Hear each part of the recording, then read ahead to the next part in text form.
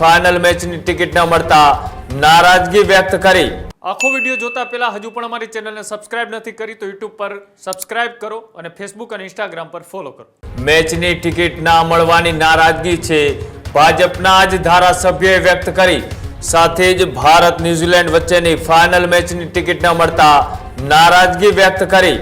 ભાજપના ધારાસભ્ય ડોક્ટર અરવિંદ પટેલે ગૃહમાં વેદના છે તે વ્યક્ત કરતા કહ્યું કે માંગણીઓ પર ચર્ચા દરમિયાન ડોક્ટર અરવિંદ પટેલે કહ્યું કે ટિકિટ અમને ન મળી, એમએલએને ટિકિટ મળે તે માટે નાયબ મુખ્યમંત્રીએ કહ્યું હતું। આવી વાત જીતુ વાઘાણીએ જવાબ આપતા કહ્યું, સાથે જ ફાઇનલ જેવી મેચમાં ટિકિટ મળે તે માટે કહ્યું હતું। આવી વાત જીતુ વાઘાણીએ કરી કે જે રીતના ભારત વર્સિસ ન્યુઝીલેન્ડની ફાઇનલ મેચ છે તે અમદાવાદના નરેન્દ્ર મોદી સ્ટેડિયમની અંદર યોજાય। લગભગ 1.5 લાખ કરતા પણ વધારે પ્રેક્ષકોએ આ મેચ છે તે નિહાળી હતી, પણ ગુજરાતના જ ભારતીય જનતા પાર્ટીના ધારાસભ્યએ ટિકિટ ન મળી હોવાની વાત છે તે વિધાનસભા ગૃહમાં ઉઠાવી।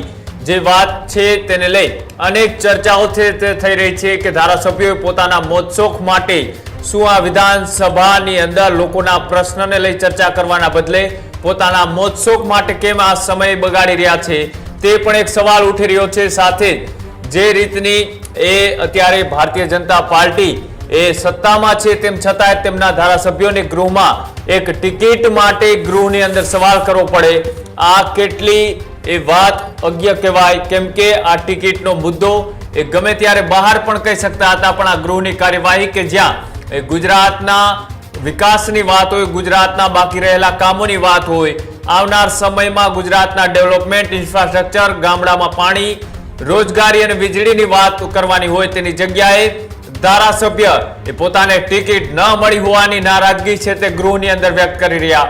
અને સાથે જ વળતો જવાબ જીતુ વાઘાણી આપતા કહ્યું કે રાજ્યના નાયબ મુખ્યમંત્રીએ પણ કહ્યું હતું કે ધારાસભ્યોને ટિકિટ છે તે આપવામાં આવે, તેને લઈ આ જે મુદ્દો છે વિધાનસભા ગૃહની અંદર ઉઠતા કોંગ્રેસે પણ આ મુદ્દે સવાલો છે તે ઉભા કર્યા છે। હજુ સુધી તમે અમારી ચેનલને સબસ્ક્રાઇબ નથી કરી તો અત્યારે જ ન્યૂઝરૂમ ગુજરાતને સબસ્ક્રાઇબ કરો, ફેસબુક અને ઇન્સ્ટાગ્રામ પર ફોલો કરો।